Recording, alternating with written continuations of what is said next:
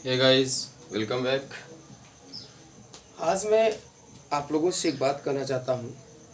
तूफान को शांत करने की कोशिश करने के बजाय तूफान को शांत करने की कोशिश के बजाय खुद को शांत रखना सीखें। तूफान को शांत रखने की बजाय खुद को शांत रखना सीखें। तूफान खुद ही गुजर जाएगा। तूफान खुद ही गुजर जाएगा।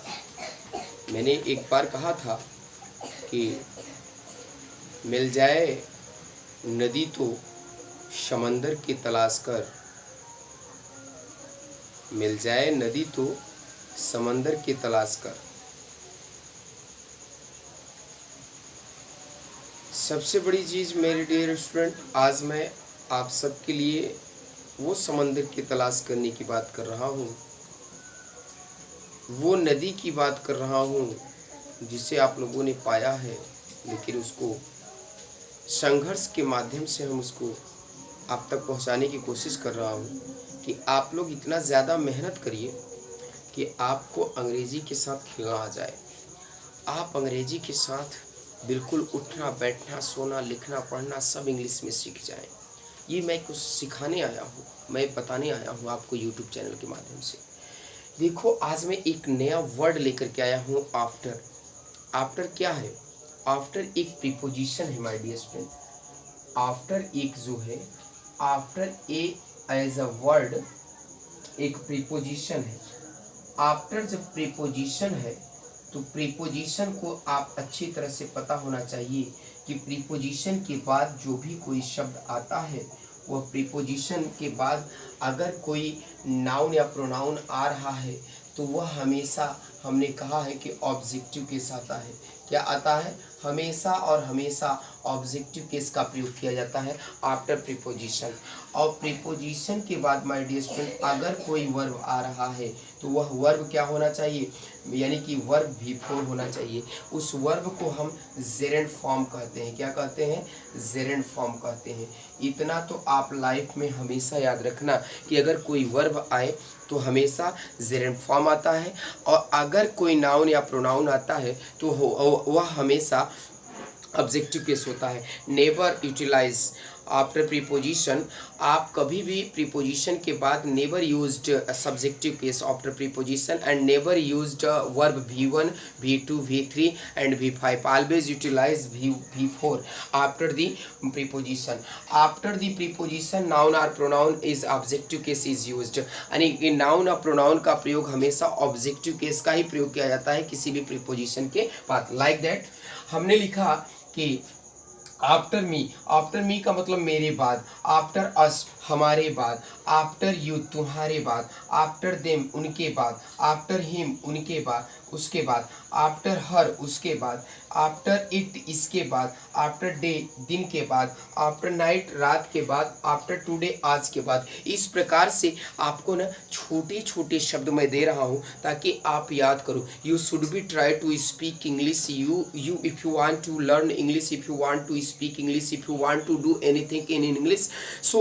you shouldn't try to it, or you shouldn't try to mistake. आप कभी भी गलती करने की कोशिश मत करिएगा। You should be try to learn. आप इसको याद करने की कोशिश करिएगा। मैं आपको सिखाने के लिए आया हूँ। You must try. आप इसको अवश्य ही कोशिश करो। आप भूलो मत। आप कॉपी कलम लेकर के बैठे हो तो आप इसको याद करो। Don't forget it. आप इसे भूलिए मत। आप इसको लर्न करने का प्रयास करिए। चलिए मैं इस पे एग्जाम्पल 2-4 दे देता हूँ ताकि आप एग्जाम्पल के थ्रू आप इसको अच्छी तरह से आफ्टर का यूज आप समझ सकें। यूज ऑफ आफ्टर में लेकर के आया हूँ।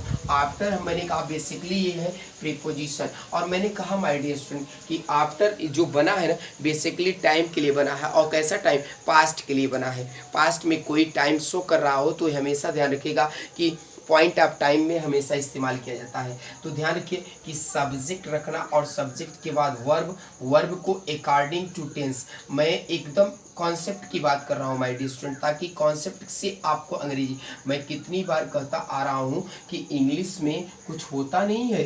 इंग्लिश में सिर्फ और सिर्फ कॉन्सेप्ट और फैक्ट होता है। क्या होता है? कॉन्सेप्ट और फैक्ट। अगर यहाँ पर नाउन आएगा तो माय डियर स्टूडेंट यहाँ पर ध्यान रखना है कि ऑब्जेक्टिव केस रखना है, और यहाँ पर वर्ब आता है तो वर्ब को हमेशा V4 रखना, मतलब जेरेंट फॉर्म और ऑब्जेक्टिव केस। हमने लिखा, हमने कॉन्सेप्ट दिया, आप इसको कॉन्सेप्ट याद करिए। जैसे कि वह पढ़ाने के बाद जाएगा, तो वह पढ़ाने के बाद जाएगा, ध्यान रखिएगा, वह पढ़ाने के बाद जाएगा सेंटेंस है। देखो यहाँ पर माय डियर स्टूडेंट फ्यूचर को बेसिकली क्या करा है, पहले पढ़ाएगा फिर जाएगा, जो कंप्लीटली एक्शन को फिनिश्ड करके शो करे उसी में एडवर्ब ऑफ टाइम का प्रयोग किया, सॉरी प्रीपोज आफ्टर का प्रयोग टाइम के लिए किया जाता है, राइट। कंप्लीटली एक्शन को शो करता है तो जो फिनिश्ड एक्शन को शो करता है, ध्यान रखना है कि उसी टाइम में, हमेशा ध्यान रखिए। बेसिकली बना तो है इस किसके लिए, ये बेसिकली बना है पास्ट टेंस के लिए, लेकिन यूज कहाँ किया जाता है, फ्यूचर टेंस में भी किया जाता है। लेकिन वह एक्शन, जैसे हमने कहा कि वो कंप्लीटली एक कार्य पूर्ण हो जाए, जैसे हमने कहा सोमवार के बाद मंगलवार आएगा, तो सोमवार क्या है, कंप्लीटली फिनिश हो रहा है, उसके बाद मंगलवार आ रहा है, राइट। तो आप इसको क्या करेंगे कि ही विल गो, वह जाएगा कैसा, आफ्टर किसके लिए भाई, टीचिंग। टीच क्या है, वर्ब है ना, तो इसमें ing लगा दोगे, आफ्टर टीचिंग। वह पढ़ाने के बाद जाएगा, वह पढ़ाने के बाद जाएगा। दूसरा हमने लिखा कि बात करने के बाद वह मुझसे मिलेगा, तो ध्यान रखिएगा, हमने कहा कि बात करने के बाद वह मुझसे मिलेगा, वह मुझसे मिलेगा, राइट। तो ध्यान रखिए, सबसे पहले क्या करेगा, कंप्लीट कर रहा है क्या, बात करना। अगर बात करना कंप्लीट कर लेगा तभी तो मुझसे मिलेगा। तो सबसे पहले ध्यान रखना कि जो बात करने के बाद है, इसको ध्यान रखना है कि हमेशा इसे सेंटेंस के अंत में लिखना है, यानी कि आफ्टर के बाद लिखना है। और पहले क्या लिखना है, वह मुझसे मिलेगा, तो यानी कि ही विल, आप कर देंगे क्या, he will meet me after, he will meet me after, क्या करने के बाद, बात करने के बाद, आफ्टर टॉकिंग, बात करने के बाद। आई होप दैट आपको ये कॉन्सेप्ट और ट्रिक्स बिल्कुल बेहद आसानी से समझ में आ रहा होगा। You should be try to learn my dear student. हमने कहा कि बात करने के बाद वह मुझसे मिलेगा, तो he will meet me after talking.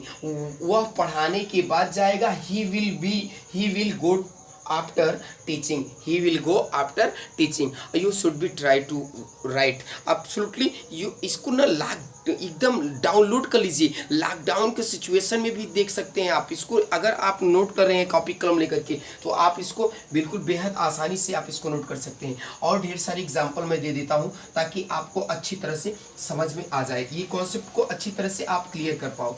देखो, हमने कहा सोमवार के बाद मंगलवार आएगा, देखना ध्यान से। हमने एक एग्जाम्पल दिया, सोमवार के बाद मंगलवार आएगा, मंगलवार आता है, लिख दे रहा हूं, मंगलवार आता है, ध्यान समझिएगा। हमने लिखा क्या, सोमवार के बाद मंगलवार आता है ना, तो पहले सोमवार क्या है, फिनिश होगा, इसके बाद ना मंगलवार आएगा, तो पहले मंगलवार आता है, तो ट्यूसडे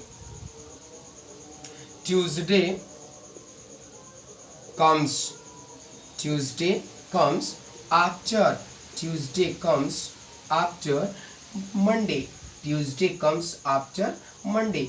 अब ध्यान समझिएगा माय डियर स्टूडेंट। अगला हमने लिखा क्या, आज के बाद कल आएगा, तो ध्यान रखिएगा, आज के बाद कल आएगा, सेंटेंस के ध्यान रखिएगा, आज के बाद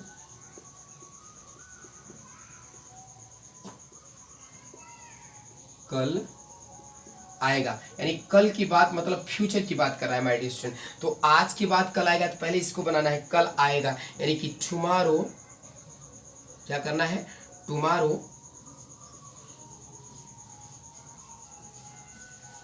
will come after today, tomorrow will come after today. I hope आप अच्छी तरह से इसको समझ रहे होंगे माय डियर स्टूडेंट। हमने कहा सोमवार के बाद मंगलवार आता है, तो ट्यूसडे कम्स आफ्टर मंडे, आज के बाद कल आएगा, tomorrow will come after today.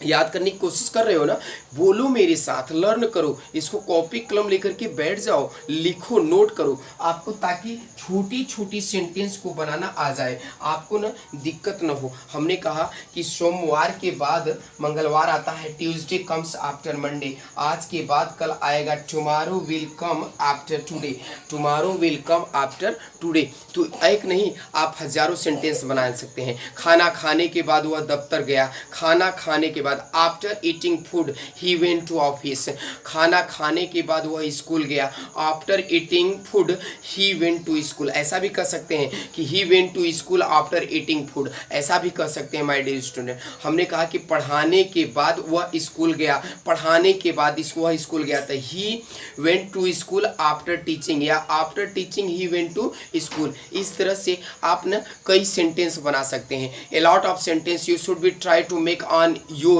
Notebook at your home. आप अपने कॉपी पर, अपने नोटबुक पर बनाने का प्रयास करिए। घर पर बैठे हुए हैं तो घर पर प्रयास करिए, एक नहीं हजारों सेंटेंस बना सकते हैं अगर आपको सही तरीके से आपको कॉन्सेप्ट पता है। हमने कहा इसको यहाँ पर पहले इसको कर सकते हो, आप इसको पहले कर सकते हो आफ्टर, जैसे हमने कहा बोलने के बाद वह लिखता है, तो बोलने के बाद वह लिखता है, तो आफ्टर स्पीकिंग, आफ्टर स्पीकिंग ही राइट्स, आफ्टर स्पीकिंग ही राइट्स। खाना खाने के बाद वह काम करता है, after eating food he works, after eating food he works. जाने के बाद वह कभी नहीं आता है, जाने के बाद वह कभी नहीं आता है, तो यानी कि after going he never comes, after going he never comes. यानी इस तरह से आप एक नहीं हजारों सेंटेंस बना सकते हैं। अगर आपको अंग्रेजी सीखना है ना तो थोड़ी सी मेहनत करो माय डियर स्टूडेंट। हमने कहा ना कि सबसे से ज़्यादा मेहनत करने की कोशिश करो, आपको ना अधिक से अधिक सेंटेंस बनाना आ जाएगा। अगर ध्यान रखिए, उम्मीद और भरोसे में सबसे बड़ा फर्क यही है कि उम्मीद टूटने से आप उबर सकते हैं, लेकिन भरोसा टूटने से आप उबर नहीं सकते हैं। इसलिए आप ना ज़्यादा से ज़्यादा कोशिश करिए। उम्मीद पे हमने आपको ऐसा उम्मीद किया है कि आप अंग्रेजी सीख कर छोड़ेंगे। आप अंग्रेजी अगर मेरे साथ जुड़े हुए हैं, मेरे सब्सक्राइबर इतने ज़्यादा बढ़ रहे हैं, मेरे फॉलोअर्स इतने ज़्यादा बढ़े हुए हैं, आज 13,000 के लगभग फॉलोअर्स हो गए माय डियर स्टूडेंट। तो मेरा ये आप सबका स्नेह प्रेम है, आप अफेक्शन करते हैं, आप लव करते हैं, हमें चाहते हैं कि यह वीडियो आप उन विद्यार्थियों तक ज़रूर प्रोवाइड करिए जो अंग्रेजी सीखना चाहता है, जो अंग्रेजी में कुछ करना चाहता है। मैं ढेर सारे कॉन्सेप्ट एंड वीडियो देता रहूँगा, हर दिन एक नई नई वीडियो आप तक प्रोवाइड करता रहूँगा। लेकिन आप कोशिश करिए, कमेंट ज़रूर करिएगा। आप कमेंट नहीं करते हैं इसलिए मुझे क्या होता है कि आप वीडियो नहीं देख रहे हैं। तो आपको मेरा आज से यही अनुरोध है कि आप सबसे पहले कमेंट करिए और लाइक करिए। माय डियर स्टूडेंट, मैं वीडियो को अच्छे से अच्छे तरीके से पेश करने की कोशिश करूँगा, अच्छी से अच्छी वीडियो लाने की कोशिश करूँगा आप तक के लिए। Okay, thank you, best of luck.